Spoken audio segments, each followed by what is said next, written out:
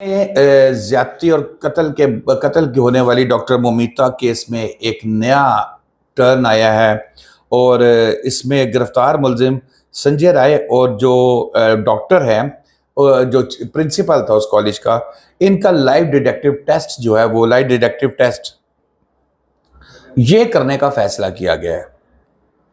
बहुत से नाम मुलविस हैं और हकायक क्या हैं वो भी सामने आ गए हैं। असल मुलजिमान कौन है इनकी तरफ भी सीबीआई जा रही है। इसके अलावा आज दूसरी खबर है हमारी जी, बरतानिया में फेक न्यूज के जरिए पुरतशद्दुद हंगामों का सबब बनने वाले पाकिस्तानी को लाहौर से हिरासत में ले लिया गया है और उसका रिमांड भी जो है वो एक दिन का मुकम्मल हो गया है।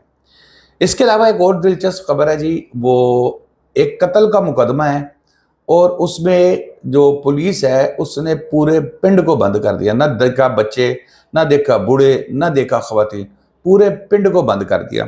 ये खबर भी मैं आपसे शेयर करूंगा। सबसे पहले मेरा ख्याल बात करते हैं जी फेक न्यूज़ के हवाले से, जो बरतानिया में एक फसादात का सबब बनी और फसादात भी सादे फसादात नहीं, पुरतशद्दुद फसादात के आज भी बरतानिया की जेलें इतनी भरी हुई हैं कि वो परेशान है कि ये इनकी अदालतों में टाइम पूरा नहीं हो रहा, क्या किया जाए। इतना शर फैलाया गया और इस शख्स को लाहौर से गिरफ्तार किया गया। फरहान आसिफ इसका नाम है और मजिस्ट्रेट की अदालत में आज पेश किया गया।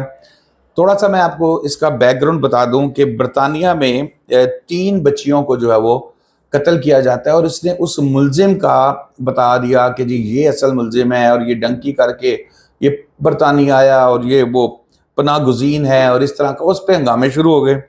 और फिर बरतानिया के एक चैनल ने स्टिंग ऑपरेशन किया और तलाश करते हुए मुलजिम जो है वो फरहान आसिफ तक पहुंचे।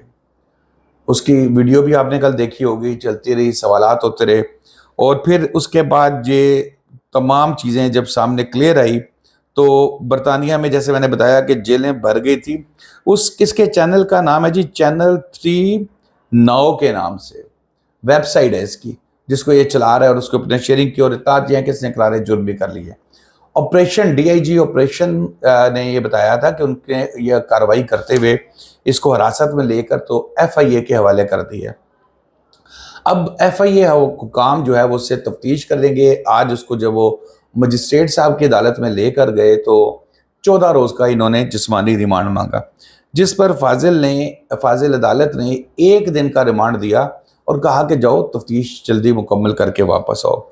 इन्हें पीका एक्ट की दफ़ा 9 और 10A के तहत जो है वो फिक्स किया गया है। पुलिस ने गुज़िश्ता रोज़ छापा मार के जो है इनको गिरफ्तार किया गया था। मामला फिर वही फेक न्यूज़ का था।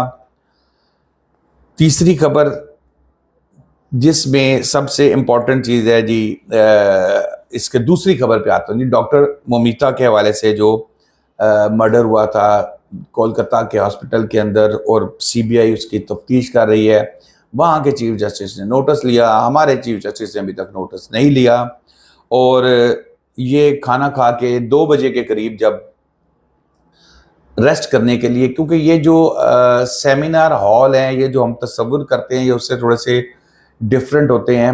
हॉस्पिटल्स के अंदर ही ज़रा बड़े कमरे को सेमिनार हॉल कर दिया जाता है कि अचानक कभी आपने नर्सिस के साथ मीटिंग करनी है, डॉक्टर्स के साथ मीटिंग करनी है तो आप उन कमरों में जा सकते हैं। तो वहाँ पर बेड भी अरेंज होता है ताकि अगर कोई रेस्ट करना चाहे। अक्सर डॉक्टर 36, 72 घंटे की ड्यूटियाँ करते हैं, तो वहाँ पर था। अब सवाल कल भी यही था, आज भी यही है। 6 बजे लाश मिलती है, 9 बजे जो है वो प्रिंसिपल साहब जो हैं वो पुलिस को कॉल करते हैं और 7 बजे प्रिंसिपल साहब को इत्तला दे दी जाती है। अब प्रिंसिपल साहब इन 2 घंटे में क्या करते रहे, और ये बड़ा आसान सा तरीका है जी, उनका छीने मोबाइल। वैसे तो सुना है वो उनको पुलिस ने, कोलकाता पुलिस ने बुलाया था, वो गए भी नहीं, उन्होंने चिल मारा।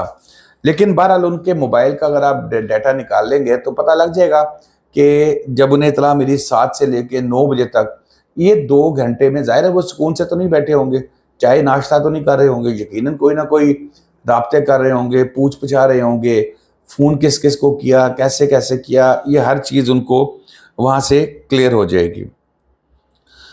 पुलिस ने लिखा था जी कि ये नेचुरल डेथ है, यानी कि जो हालत देख के अंधा भी ये कहेगा کہ تشدد کر کے مارا گیا، اور پولیس کہہ رہی ہے بھارت کی کہ جی یہ تو نیچرل ڈیتھ ہے۔ اب آپ اندازہ لگا دیں کہ وہاں کے پولیس والے بھی کتنے سپیڈ سے چلتے ہیں۔ جب جو کولکتہ ہائی کورٹ نے اس کے اوپر نوٹس دیا۔ اچھا، اب یہاں پر ایک چیز یہ بھی میں بتا دوں کہ جو سی بی آئی کو انوالو کرنا ہے وہاں پر کولکتہ پولیس سے یا کسی بھی پولیس سے لے کے، یہ اختیار ہے چیف منسٹر کے پاس اور انٹیریئر منسٹر کے پاس، لیکن اس کے علاوہ یہ اختیار یہ کولکتہ ہائی کورٹ یا جو بھی ہائی کورٹ ہے اس کے پاس بھی یہ ہوتا ہے، اور وہ ہائی کورٹ نے اختیار استعمال کر کے سی بی آئی کو انوالو کیا۔ شاید وزیر داخلہ یا وزیر اعلیٰ جو تھے وہاں کے، وہ اس کو اس قابل نہیں سمجھ رہے تھے، مظاہرے بھی ہو رہے تھے، لوگ احتجاج بھی کر رہے تھے، لیکن پھر بھی وہ سکون سے تھے کہ چلو کوئی بات نہیں، خیر ہے، ہینڈل ہو جائے گا، لیکن عدالت کو مداخلت کرنی پڑی۔ پھر جس طریقے سے اس لڑکی کا، ڈاکٹر کا پوسٹ، ساتھ یہ بھی دیکھیں کہ جب شمشان گھاٹ میں لے جایا جاتا ہے اور وہاں پر بھی جس جلدی بازی میں کریا کرم کرنے کی جاتی ہے، تمام چیزیں مشکوک ہیں۔ بہرحال اب ڈاکٹر سندیپ ہو یا دوسرا ملزم ہو، ان کا جب لائٹ ڈیٹیکٹیو ٹیسٹ ہوگا، پھر ان کے دیگر ٹیسٹ کیے جائیں گے، تو امید ہے کہ کچھ چیزیں سامنے آ جائیں گی۔ اب آ جائیں جی ایک دلچسپ خبر کے اوپر جو فیصل آباد کے ایک نواحی گاؤں سے ہے۔ قتل کے مقدمے کی تفتیش کے لیے پورے گاؤں کو بند کر دیا گیا، پورے گاؤں کے تمام جو لوگ تھے ان کو بند کر دیا گیا، چاہے عورتیں، بچے، بزرگ، سب بند کر دیے کہ تفتیش کرنی ہے۔ اور یہ بات پتہ تب لگتی ہے کہ جب گاؤں کے کچھ لوگ ایک وکیل کے توسط سے لاہور ہائی کورٹ میں درخواست دائر کرتے ہیں اور وہ وقوع بیان کرتے ہیں کہ جی قتل کی تفتیش ہے، عورتیں، بچے، بزرگ سب بند ہیں، گھروں سے باہر نکلنے کی اجازت نہیں ہے، محصور کر دیا گیا گھروں میں۔ اور جب ہماری برداشت ختم ہو گئی ہے تو وکیل صاحب نے کہا کہ جی مجھے انہوں نے رابطہ کیا، اور رابطہ کرنے کے بعد انہوں نے مجھ سے یہ کیا کہ یہ انوکھی تفتیش ہے جس میں پورے گاؤں کو کہہ دیا گیا کہ آپ لوگوں نے گھروں سے باہر نہیں نکلنا ہے، اور چادر اور چار دیواری کا تقدس پامال کیا گیا۔ اب ساتھ وہ یہ بھی الزام لگاتے ہیں کہ پولیس نے، اہلکاروں نے جو ہے 57 جانور، زیورات، ٹریکٹر اور زرعی آلات بھی ہتھیا لیے ہیں، تو ہمیں جناب وہ بھی واپس دلوائے جائیں۔